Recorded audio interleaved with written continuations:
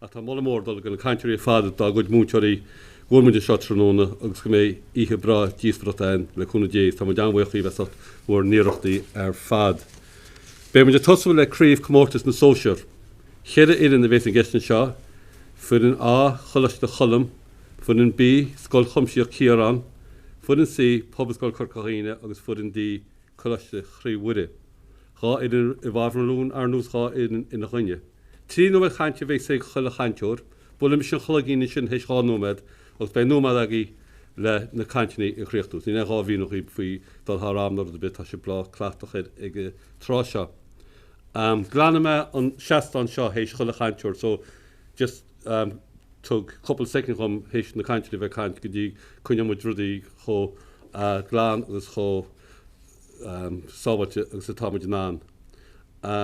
Freisin na hagan na cantinní suas féidir an púcíí maint chuoib, ná máscmáint chuoib nó se beáint agus na sin nach choí ríis na a hín sib síos.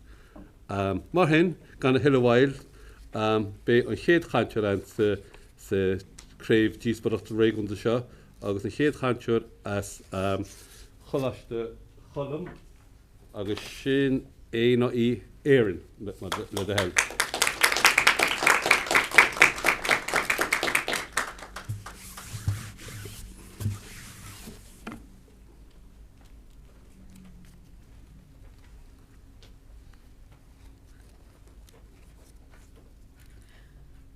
Fádas atá an barna idir sever agus dever ag méadú a ddíortha forba eile tá sé go laidú in éireann a deir Michael Clifford an Irish Examiner. A caitheoraigh a bhultóirí a luachtar réasúra agus a coscadóirí eile go léir. Bhultóireoga díospóireachtaí in éanamh. Éireann cír gána sanam dom agus tá anáthas an downar an bhean seo mar captain for an gcuilchalaiste chulam. Tá mé héin mar in le Comórtas Comhódóirí tarní asúnig agus ó cohán go doch dagan bhábharún an léanamh a deir go bhfuil an barna idir sever agus dever ag go laidú in éireann. Sé tuiscint tá gcuine air ná nuair bhín barna ann bín scuiltní daltain.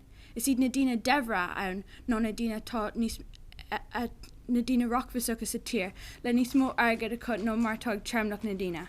Ní bhó nó héamh airgadis é, is féidir a bheith sever ó heh is féidir bheith sever ó heh slánta fysiciúil slánta mearc nó fiús na dachas. Is iad na dtíine devra ná na dtíine nachfuil a méid cinna airgad a chut is atá ag firmhar na tíre. Nuair tá laidú ag tachtar ar dhéigean, tá sé ag chuilú ach níl sé chuilethe. Chun solas a cabh ar an bhíonna taobhthír den rún, beidh mé héana ag leart le faoin na dána agus a junkar ar an laidú. Beidh ar nachnaí tarag tachtas for gcóir le na faointí ar cuasaí gelegéireacht agus fustaíochta. Ar deire beidh óan ar gara ag leart le faoin na dachas. Tom cócintas go bhfuil crosar asal nó gobar fréáin, gnéon tuig sibh linn nuair deirmí go bhfuil an barna idir sever agus dever ag laidú, rud nach féidir argóntí na gcuine ach atá sé fear. Ar nóig chuig locht an réasúir le dránarmh ag leart faoi cuasaí airgad a bháin, ach tomann seo chun darcha nua Craobh. Mar dúirt Jim Larkin, ahar an locht ibre, ní leor arrán a chur mód ach bhás le bláthanna leis. Léirí na bláthanna sin, cultúr, sport agus na halína. Madidir le sport ar dúis, for cófortaí áitiú le sport, níos mó ná 1.4 milliún I fé héin chun scéimeanna curmhaim, chun an rochtain áisina agus deis a thuirta gach eile duine portaglacha I sport agsúla, sever nó dever. I fé héin, bhí ihe cultúra bhó riamh in éireann, le níos mó ná 3,083 I dahad in balla agsúla ar fud na tíre, séir an asca. Ina hananta sin, thug an rialtas 1.3 milliún de thionscinnimh alína feibli. Credit gur den lucht airgid na gníomhigh sin fadó, ach inis tá siad ar fáil do gach duine. Ar nóig níl sé firfa, ach cad sa saoile tá firfa, ní firfa tá uing. Tá laidú uing sa bharna idir sever agus dever, laidú a chuir de ghail, a tá ann, ó heh sport agus alíonn mar dúirt mé, ó heh cuasaí gelegéireacht agus fustaíocht mar léireoig tara, agus sanna dachas mar inseoigh óndíobh. Caithimid fécinnt ar an bicdór mór, tá sé las mud an sporán, agus tá barna idir sever agus dever ag laidú intí. Gurb mí mágah.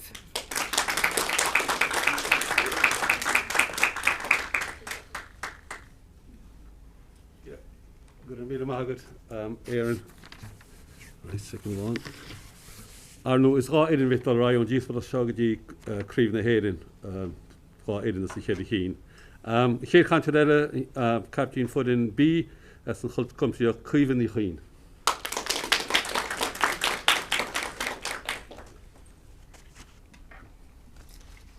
lochtéisteachta, cíalan deimhir bocht, gan bheith ábalta bunreacht na sin tíl, bathe, éadach, dídan, slánte, slándal na éon chumpairt íoc, fágannte seathú faoi háirseach na bochtnachta. Má tá airgid i do fóca do bunreacht na sin tíl, tá tú sever. Cíalan bearna an spás idir rá rud. An rúnane ná, tá bearna idir sever agus deimhir ag laidúnéidir. Tá scailchumseach híran ag gunne an rún. Cym 5 is smúbhí agnéidir rih COVID-19, 5 tíchiachta. Tá ní smúdíine ra dhíhalbhú na éonam ó amsteirta. Tá ní smúdíine gan dídan na bhíríomh. Tá córis leis lochtach le róflódú agus tralaithe agus 1.2 milliún duine listí feitheamh ospidéal. Der Focus Ireland rip the pandéime gra 10 míle gan dídan na néidir. Nach cuioinech lib sam, an páise chuig bliana díis, ag fáil bert an bia ag áirdefic an fáist, sé ra iche don chosan talach. Nu, an cuioinech lib an tamban chráid grafton, ag fáil green bia ag silfonioge. Tá ní smú óg, agus sean, agus éidirní nua faoi háiseach na bochtnachta ó tháinig an pandéim. A lochtéisteachta, tá lehetí sam agus an tamban sin chráidna, a chollháil mór, a chollach ahead, a chollach an dé sa tí se nacht. Bhí John Hannon a bopper an dúna, seanar a chahan an lás leaba dúar botan is bhrosla. Tá se ahananta go náisiúnta aisgurthaide náisiúnta, gúil an drámta sever ag méadú, gúil an drám devid ag méadú freisin, agus an melnachme sa lár faoi bhrú. Tá ní smú milliúníthe in éidir níis na bhíríomh. Der Weltreport.org a 2000 san 90 gra 3,000 milliúníthe nua in éidir. Agus fa mín 53 go méid 70 milliúníthe nua eile. Faoi láthair, 7,8 milliúníthe atá éidir, agus mí lecu sin le sebris os cían 3 milliún. Mar sin na lochtéisteachta, tá drám sevid ag fanní sebre san drám bocht ag fanní spochte, agus sinní argón scailchumseo híran. Tá bearna idir sevid agus devid ag méadúnéidir, agus sinna fá go scailchumseo híran ag láirt an an rún. De ré na náisiúnéntia tá chuigcin á bochta na seán. Láró éba faoi bochtan is systémach, urbach agus tuiche, agus láró nans faoi bochtan is hóbnasta agus stáide. Tá ní smú híos a máiltar ní smú cosarú ar an glámchoid agus ní smú thuas ar an mórchoid. Der idir Forbes go 50 biliúní sa tí seo. Trícha bliana chun níorada is biliúní bháin. Sin túr Stan Kennedy go an duine a bhfuiltar cosarú, der si nachhaach sí scála bochtanis go háir den éidir na riamh. Mar sin na lochtéisteachta is cláidtá idir sever agus devid, ní bearna. Tá listí feitheh chumála Hermes luch €3,000 i cheannach Brown Thomas, sin sever. Tá siúpa gáthernachta níos flúsí na riamh, sin devid, agus sin bearna atá ag méadú, gur míle mágaí.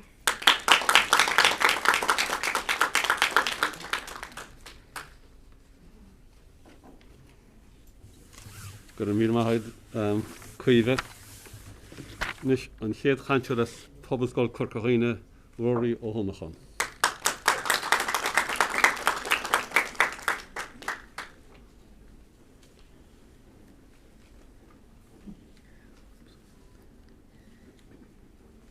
Tá tuidir na hé gohrama ag casa in éireann. A chahirirlig a bhiltóirí, a locht an rasúra agus a chuirde gail. Smis sé Rory ó Honachan. Agus bet agus ma cháirde sé béal agus é bhín ag labhart I go láidir I bhábhar rún na híthe nacht. Go bhfuil an bhearna idir sever agus dever ag laidú in éireann. Nis dús is sé héigeméid leis an bhaclaíocht atá ag an rún, ná go bhfuil an bhearna sin an difríocht idir a bheith sever sin a bheith lán de bhain agus dargad, agus a bheith dever gan mór an mhain a bheith gad, gan róhan airgad a got le riachtain na sí an taile ha láthair. Ag laidú. Seo crí lár an rún dar linne. Sé héigeméid leis ná go bhfuil péradé ag dul I léig, ag fád níos lú. I bhaca leile go bhfuil an difríocht idir a bheith sever agus a bheith bocht ag fád níos lú in éireann. Nis tá sé seo cráthe ag an ESRI ina dúris gnafsblach Poverty, Income Inequality and Living Standards in Ireland. Daimsigh siad go bhfuil éire cheann na tíortha forbartha is mó go raibh laidú sa bhearna ann le trocha bliana nuas. Agus, darló, tá an income atá le caithfh le clanna ordathe 3 fan géad gach blian den tréimh se son, as gur tharla sé seo níos mó do chlanna a bhí bocht ag an tús. Tá sé chósa léire tá cross ar asal a chuoine uisle. Go bhfuil ag airí linn, iad súd atá ar bheagán airgid, a ardú ó grinneal a dorcha an bhochtanis, a go dtí arráta níos irde ná éon tír orbartha eile.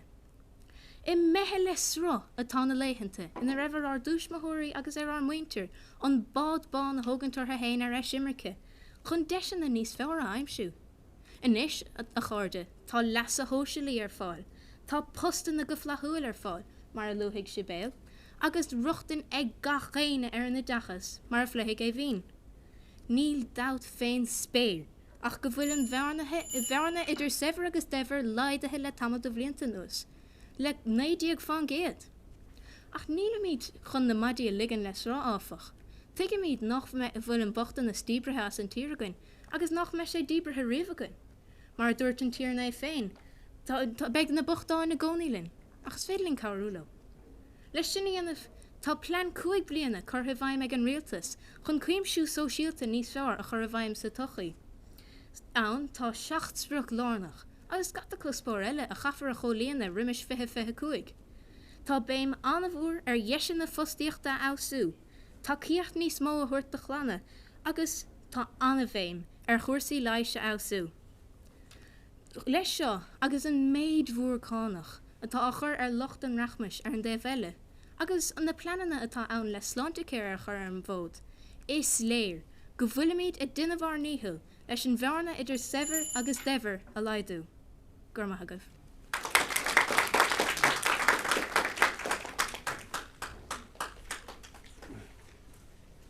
Dyna míle mágad Rory.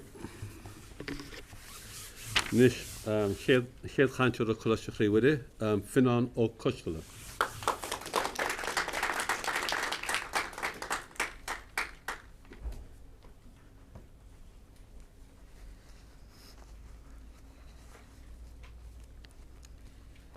Chairlaí bhiltóirí locht ar asra agus cháirde. San rún atácha faoi chabad a leint ranúna, na ggóil an bharna idir hefir agus devid ag laidú néing. Tás an mud argad cante ranúna le sanmhíú ar an rún. Siir de sprí le sefir, na drám daoine bhfuil go leor airgid agus muoine acu, is nach bhfuil éon gáanta na sora. Ar an tíomhile tá devid. Nún chud sin gan phobal tar bheagán, nó gan éon mhaoin ná income.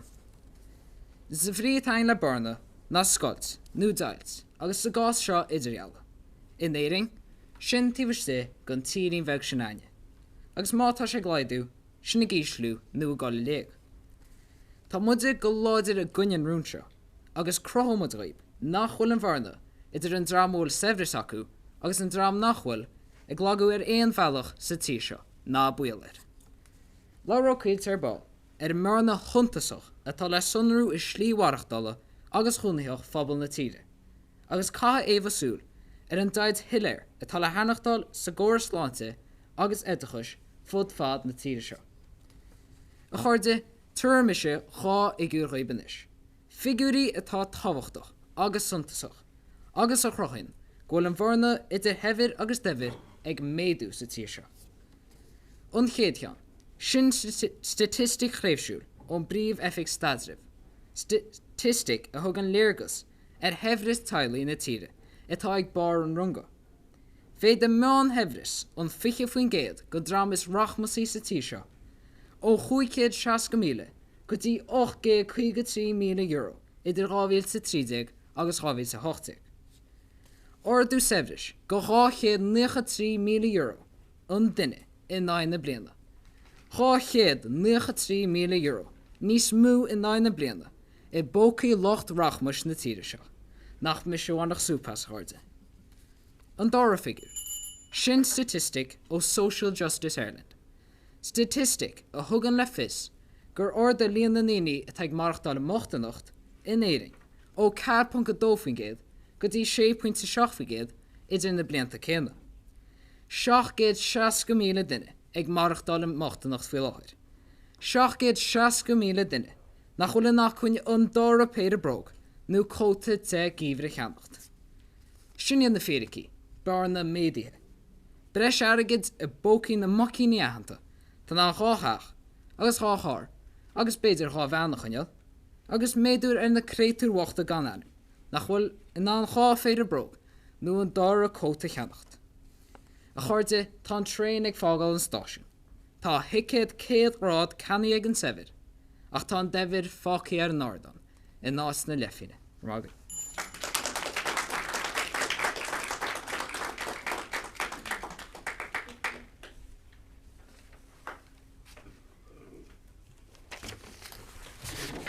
Ja, gur míle maithid finan. An dar a cantar is a scail chalaiste cholam tara ní Iasúnaí.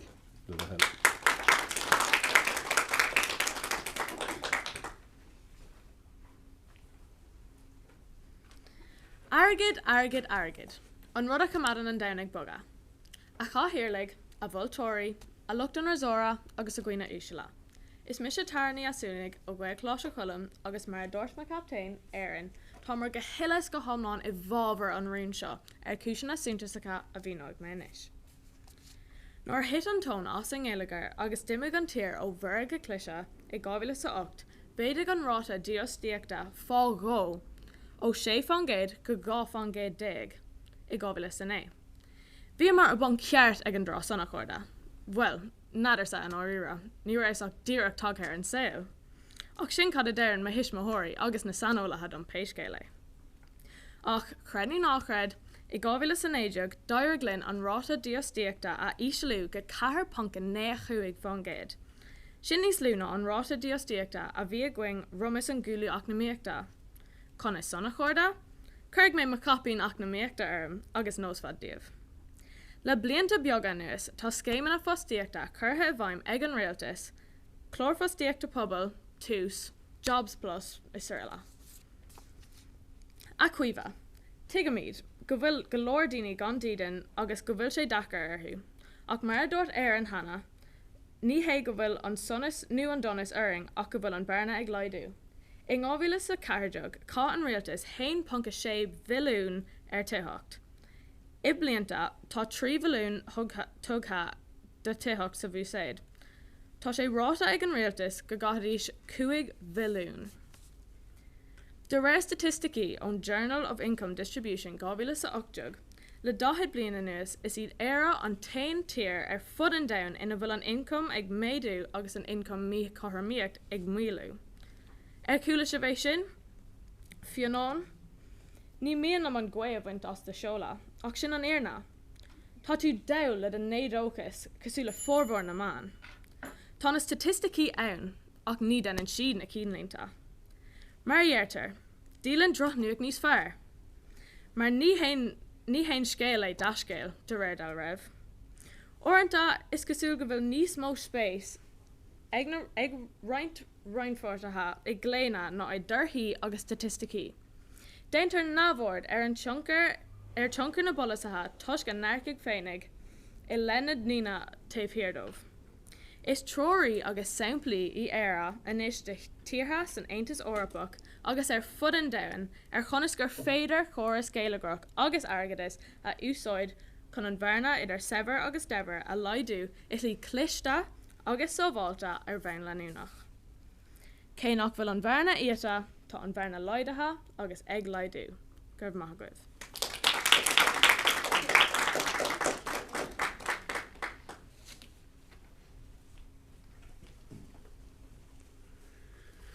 Gur míle maithagad tara níos an dar a cantar a scoil chumpiocht an chiaran a éhan í chuisnala.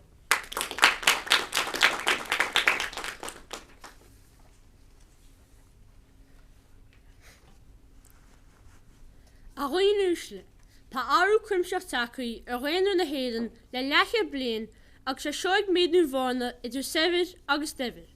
In 1960 bhí 7 ceir fangéid do bhaintear na héan ina gcónaí fin tua. Níor sebras brí acu seo ach bhí siad féin leorga.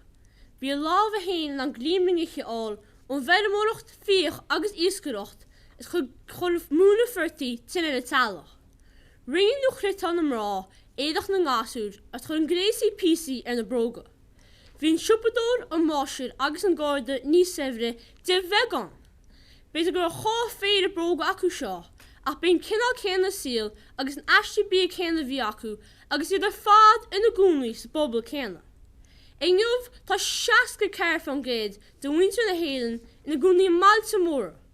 Man bhfuil airgad a sporán, tá fatís agus imní ribh 100 eile. Bhí drochhiíocht agus aspa áisina ins na brochháilte nu. Dás fáib na sóisialta agus bochtanas urbach in éing. Dága sean do Linruáin an scoile 12 agus na bais áisnéis people like me dúirtí go mú seans a bhí duine ina pobl i dálacht fáib drogaí bhacu na thola cholaiste. Arúri, leabhar tú fi scéim na cúnamh, ach tá go leor daoine sa tí seo agus ní higann siad a choras cúna. Leabhar éireann fi scoláireachtaí, ach ní a bála céan ag cholghasar, mar sin ní le seans céan acu. Leabhar tara faoi tichiocht, ach tá liste feh fiche blian ag tiche paibli. Is minic ráte go bé edchos a fás ó raibhid go sefir. Croinn taid ó Early Childhood Ireland agus an CSO go gasar faoi dóig duine as cholle cethir atá na gúnaí fi háiseach na bochtanachta. Alacht éiseachta sin cháché dó 1000 gasar inar tíd. Seo gasar atá na gúnaí fi bhíhaintáistí sóisialta agus eicnámíochta ó bhré. Mar ar seo bíon droch hinnar bhacuair scóil, mar ar seo bíon níos lú sans ar fóstaíocht, mar ar seo leanan tá na bochtanachta ar ai. Thospa na táblaí sratha ollscoile, san Irish Times a híine se caite, gur ó scoile na príomháideacha a hagan fórmhór scoilearí na hardfaointí chus le leis agus tlí, agus dóir nuí seo ina jobala leis a fóí is airde. Ní chuigann trí scóil deis a bhí gardómh a thug ospidal a bícin agaid vaccíní ach scóil phríomháideach ní bhearóid, mar any círóg hefyd eile. Dúirt Tanya Éirí sóthar banisteochta Sunway Holidays go neachan níos mú gasar éireannacha go leathplain do mbliana ná riamh ar chostas €1,500 ar dhá lá sin sefir. Tá gasar éireannacha eile agus sin na lábha ó charannachtaí ar muntanas nolog. Sin David agus an bearna ag méadú. Gur magu.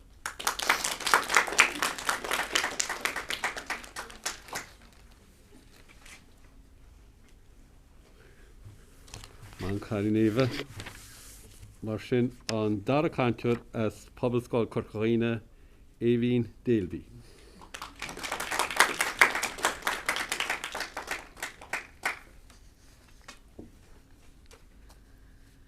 Tá tríd in na hí gahramach casta néirin, agus ráharta in na dachas ag líana na neisina.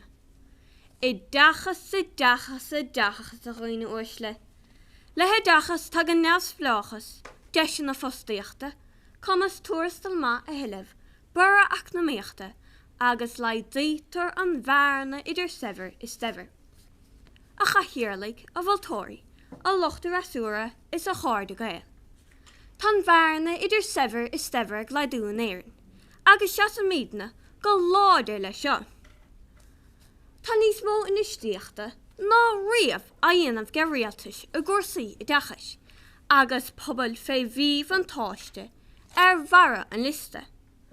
Tá scéim scoilin na deis, díortha ar na pobl seo, ón réascail go dtínta dachas dar le bhéal.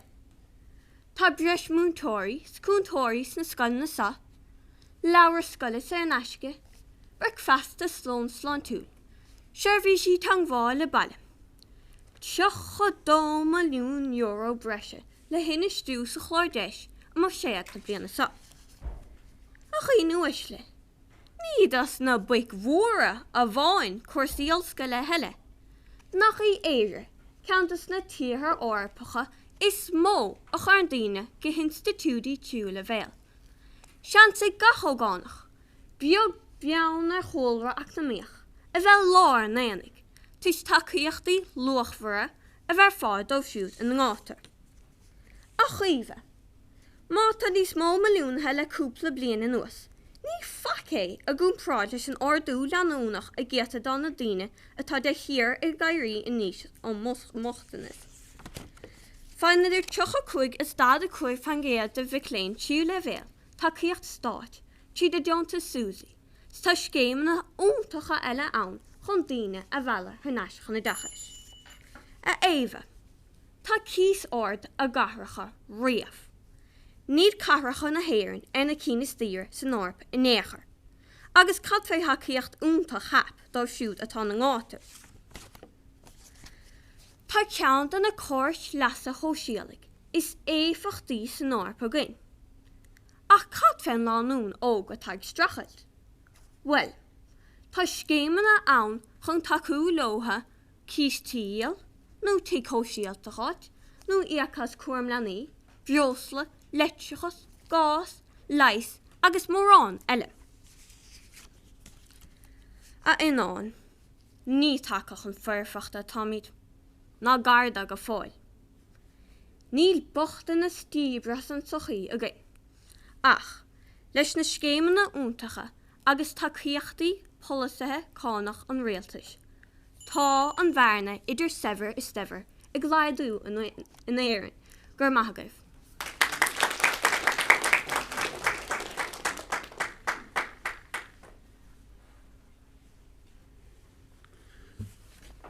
Maith an cailín éhín agus inis an dar a cantear as coiste chrí bhuide cuilte Kenny.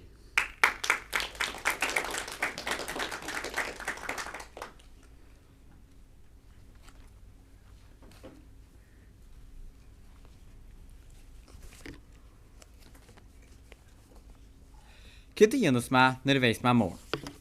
Well, bhhálam sa bheith mo bhiliúnaí, cos leis a géad 8 milliúnaí atá sa tí se faoi láir. Ordú go 54 míle le rábhléana nos. Bhhálam neart airgéid i mo chuntas bank agus i mo fóca. Bhhálam agus muoin a dó. Bhhálam cór brá Lamborghini, teachnú péir Somála agus ceannú péir eile th leabhar. Agus 93 míle euro breise mar a lua fin an níos túisce. Fáréir, chaha bheith de bhiliúnaí sa tí seo le tá a cheannacht cháirde. Nach bhfuil costas marachtáile imi go dtí dail. Tá an ráta is airde bolsci ang le fiche blian. 5.7 fan géad. Tá Fred O'Hain bailí so fiche 5 cent go 45 cent. Bear na méadaithe cháirde. Agus a ruúri, dúir tú gur a méadú ícuocht leas a hóisialta. Agus tá, tháinig ardú 3 euro nó 2 euro an ícuocht leas a hóisialta i muisiad na bliana seo. Níle sin ach éirid á méan. Cheanó fá happy meal éigen éid. Is gear nach mééis an achhain ag go leor go bhaintin na tíre seo tacha cheannacht ná bun riachtainna se tíle bheith acob. Thug go príomhheifig staidribh le fis go a rá ar a daoine i marachtáil I dtí chead cís faoi láir. Céan tíanta nuair a ectar gúil costas tíche in éiring ordaithe 68 fan géad ó 2013. 68 fan géad. Sin bear na eile tá méadaithe. Má thiúlann tú síos, sráid arbe, I gár arbe, bud fad na tíre seo, feice tú málaí collatá, pápéir nóchtáin agus go dibhin daoine. Daoine gan dídan a cuairtú déirce. Daoine atá collamó a garneal gharcha agus gan acabach an lámh go dtíon béal. Feice tú cá Lamborghini freisin ach cé leisí. Agus a tara, láir tusa faoi airgeadacha hithéocht, ach dógur an rion saíochta an teachtain seo caite gur os cían 9 míle duine gan dídan an éan. Figur atá an méadú chola bhí ó bhí beltain seo caite. Ardú go 6 míle duine ó 2014.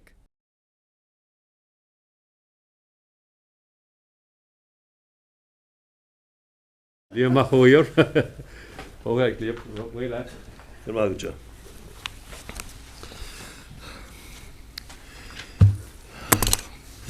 Gur mína agad a cahéirlaigh agus I suppose tus nóméid san áid gur ceartúing a snó agus sé sin armachas a chur an úil dus na caintóirí go léir an sa tróna.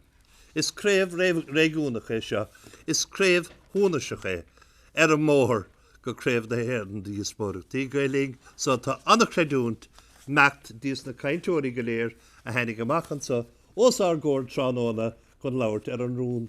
A bhí dochar go leor is tólimsa do galtaí meán testamenteachta nó an testas hóisiring so duine bhíad cógáardachas libh a caintóirí go léir. Éis sin na rudí deasarán aine. Dví go leor lordas rudí go mé fáú leis ag an stáitse sa déon díospóireacht le molla an sagagaig aber an obair a bhí déantar im ré roint na buítí idir na fórne an teachta láthir os na caintóirí go léir. Bhí siad san anna bhahar fad agus anna íireachtar fad dianta ag na fórne ach más féidir lumsa agus is tólim an bheirt bholtóir a bhí lum tróna bríd agus áine tagartí anmh do rud a bháin agus gur bhuiinear an na heinehas. Sé sin gur éalaigh an grán isteach ins na caintena agus nar bheith sa dul bhhaile tróna be mé chuoine bhar a gceann san maiallar na scoilin na deis agus an bícan agus be mé chuoine bhar a gceann go bheith heistíigh agus sa dul díon leithras lasma. So mulla míad na caintóirí go raigh lotha an grán a thuirtaisteach mar in áíirih díach an díospóireach se bheith leabhtóir trim go háirithe nuair a bheith fá gofa le statisticí agus a le héad. Go raigh libh don chud is mó stólingne daileáil go máilótha cé go méidir in ist an dáid an taig dul a raig go méidir go mo chóir just fiochint ragart pointí. Now, tá sé ceart go leor an pointe ragart ach canún san an pointe sin a chur inglec leis an rún a bhí ann an chiad lá riamh. Mátá sé seo, mana bhfuil sé seo firma, dúirt sé siúd se le dábhrí sin tá an bhharna ag lehanú nó níl an bhharna ag lehanú agus béidir go mo chóir ón dé ó héh an rún san féinnig go bhíad hí níos mó a dhéanamh ar an lehanú nó aspa lehanathe seochas a rá nó hespáint go raibh an bhharna ann an chiad lá riamh idir sever agus stever ach nílan san ach mion rudaí go liscéal buchas le díon áfuil ar an láirta fred tíú cear an ámad. Gáiran ag dul raig ar éigen ach tílte go maicha. Bhí mar a réanacail fé ar cumas na díospóireachta agus gur éirigh lotha a chur trasna oringne go raibh an cartacha san. Ar a méid san an dá scoil atá dul raig lebbeagán ach mar a derim ar sin a réanacail scoil chuimsethe ciaráin agus pobl scoil Corcaghaine.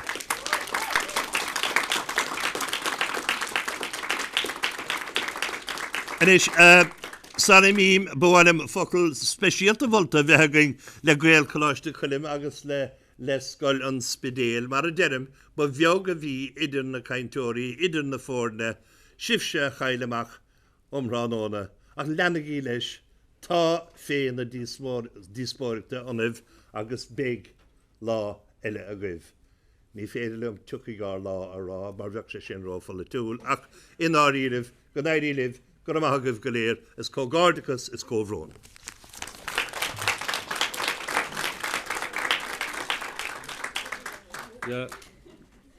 Gur mí maithad líam cógáardachas leis rá idirhés a raich chríomh na héan poblbal Corcaghaine agus go compseach cheá rua.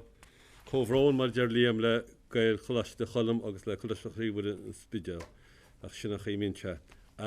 A chanú is ócáid specialty a seo, but Craobh Re gunda a seo, so tá choláin a fáil dúis agus be mu de brunna na dúis sin is ach bháilm gluch onadaí gailin sinna cehalán í rúlachán agus sí chehalán an feiminí itá a bhail ar Comórtas Díospóireachta Uí Chadhain agus na bíirsaí go náisiúnta agus bháilm go dúir sé bula bosca cehalán mar tá sí héis íireachtaí ionintach dhéanam léana go háirí leis choras leis vírus COVID hagan agus na díospóireachtaí seo ráid. So chuir í fáilte mór ah cehalán ní rúlachán.